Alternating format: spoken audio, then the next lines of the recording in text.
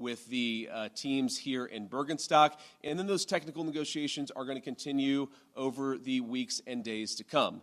We wanted to set up a structure for that so that you could have proper political oversight, but obviously, as much as this place is very beautiful, I can't stay here for the next 60 days. I'm about to go back home to the United States, but the technical teams are going to be working with proper oversight to make sure that we're accomplishing the objectives that matter for everybody. So those are the things that we wanted to accomplish. We came here. We did exactly that. The way that I think about it is very simple. We laid a very good foundation for a successful final deal. The final deal is the house. We set the foundation. We haven't built the house, but we've laid a successful foundation to get to a good place for the American people. I think it's important for all of us to appreciate how much was done, but honestly, there is still a lot to do as we continue to make progress on the nuclear talks, on the economic talks, as we continue to demine the straits and ensure that that flow of traffic continues to pick back up. A lot of progress, but still some work to do, and we're very committed to doing exactly that. So with that, I'm happy to take a few questions from guys in the audience. I appreciate you guys being here. Let's start with you. Thank you, Mr. Vice President. Did the President's threats yesterday really throw a wrench in negotiations? There were reports that the Iranians walked out at one point. Can you just clarify and tell us what happened? No, they didn't throw a wrench in the system. The thing with the Iranians, yes, they did threaten to walk out, or at least there were social media threats that they would walk out.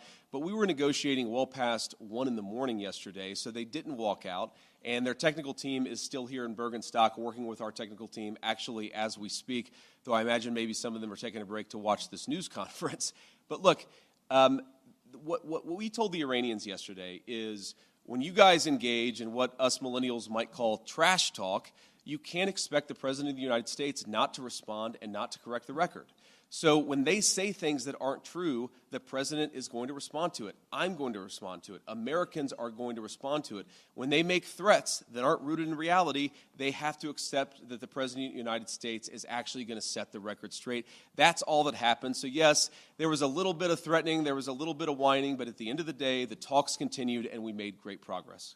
On nuclear inspectors, when do you expect them to be welcomed into Iran? Is there a time frame that you guys are looking at? And also in terms of when we could see this entire conflict end, do you think this could end by the midterm elections? Well, look, right now the conflict is in a ceasefire, and certainly our hope is that we get to the final deal and a permanent settlement. But right now I think we've made great progress, and we should all celebrate that. In terms of when the nuclear inspectors are going to start, it's funny, we were trying to call some of the inspectors last night around 2 in the morning. As you can expect, not many people were answering their phone at 2 in the morning. I expect that will happen at the minimum this week, but we think even some of those conversations with the inspectors and with the IAEA could happen as soon as today, but I haven't checked in with our team since we made that 2 a.m. phone call to some of those inspectors. Sorry. Mr. Vice President. Thank you, Mr. Vice President. Did you, going in, expect the Iranians to make Lebanon as much of a linchpin as they ended up doing? And how would you describe the progress on Lebanon? I know Mr. Araghchi said it was very good progress, but what's your characterization of it? Yeah, I would describe it as very good progress, too. I mean, look, we want a regional ceasefire, right? We want Hezbollah to stop firing at our friends in Israel. We want Israelis to be able to live in peace. We also want to make sure that, when things happen, they don't spiral into a broader escalation. And so we've been, I think, very good at setting up what we're calling a deconfliction mechanism. But what it really is to say that when things happen, the sides are actually talking to one another. Sometimes, you've got a bit of a chicken and egg problem, that you've got a junior guy who fires a drone that didn't have approval from the high command. Okay, of course, Israel has to respond to that. But then sometimes that response, we could actually have a better and more peaceful situation if Israel responds in the context of a conversation that's ongoing between Hezbollah, Lebanon, Israel, and other partners in the region. There really hasn't been a mechanism to have those discussions until basically around 4 p.m. yesterday, Bergenstock time, when we set that up. So what we're trying to do is to say, first of all, Israel and every other nation in the region has the right of self-defense, but we want to make sure that everybody has that right of self-defense in the background where we're talking about how to de-escalate these conflicts rather than spiraling out of control. Sometimes what will happen is that if the conflict spirals out of control, that's worse for everybody's self-defense and worse for everybody's security. So we've actually got the process in place to ensure that that escalation doesn't happen. Now, I will say you already see the fruits of that. Over the past 24 hours, it's probably been the most peaceful that we've seen the situation in Lebanon. The previous 24 hours were pretty good. Obviously, there was some shooting about 72 hours ago. So this is a work in progress, but what we've done is actually set up the operation so that we can ensure it doesn't spiral out of control in the future. Does the U.S. want Israel to withdraw forces from southern Lebanon? Well, we want Israel's security to be protected, and we also want Lebanon's sovereignty to be protected, and this is going to be an ongoing conversation. The Israelis have been very clear they do not have territorial intentions on South Lebanon.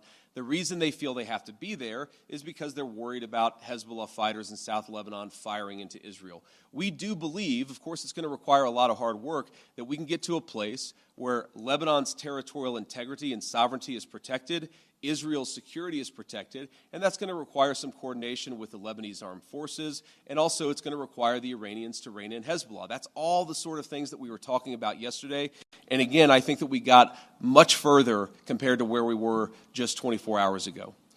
Have you spoken with Prime Minister Netanyahu during any of this process at all in the recent days?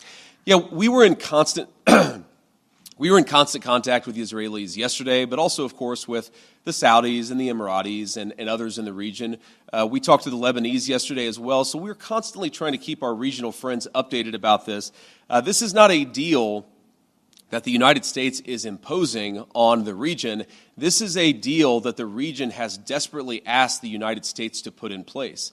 Obviously, the headlines have been very focused about what's been going on between the United States and Iran, but this region has been a basket case for a very long time, and what the president has set us to do, again, lay the foundation, see if we can get to a permanent peace. If we can't, the President of the United States still has a lot of options to accomplish America's security objectives, but he has certainly committed us to this pathway for now, and we're going to keep on working and seeing what we can accomplish. And then I want to just, before we depart here, I want to say one last thing. I've seen some misreporting about frozen or unfrozen Iranian assets. One of the other things that we wanted to do, and wasn't as high of a priority for us for obvious reasons, but we wanted to make sure that we set up a process where if we ever unfreeze Iranian assets, we can ensure that that money, that Iranian money, goes to help the people of Iran and not to fund terrorism. So Jared Kushner actually came up with a very interesting solution with the Qataris, where basically, again, if there is any frozen Iranian assets that are unfrozen, then we have approval over that process. The Qataris have approval over that process, and then the money would actually go to buy American soy, American corn, and American wheat for the benefit of the Iranian people. And as much as I see some of the press misreporting on this, and of course, buttressed by what the Iranians are saying, or not all Iranians, I want to be clear, there are a lot of Iranians who are telling the truth about what happened yesterday, but you see some social media reporting that gets this wrong. But fundamentally, what Jared and the Qataris and the entire team here in Bergenstock accomplished is, to me, a classic Trump deal, where if Iranian assets are ever unfrozen, they're going to go to make American farmers richer and to feed the Iranian people. That's a very, very good and very classic Trump deal that's great for our people, great for the people of Iran, and fundamentally, again, will contribute to this regional security architecture that we've built and that we're going to work very hard to ensure that it endures. So from Switzerland, thank you all for being here. I appreciate the questions and I appreciate the engagement. I am looking forward to going back home, and we'll certainly keep everybody updated on what happens in the days and weeks to come. Thank you all.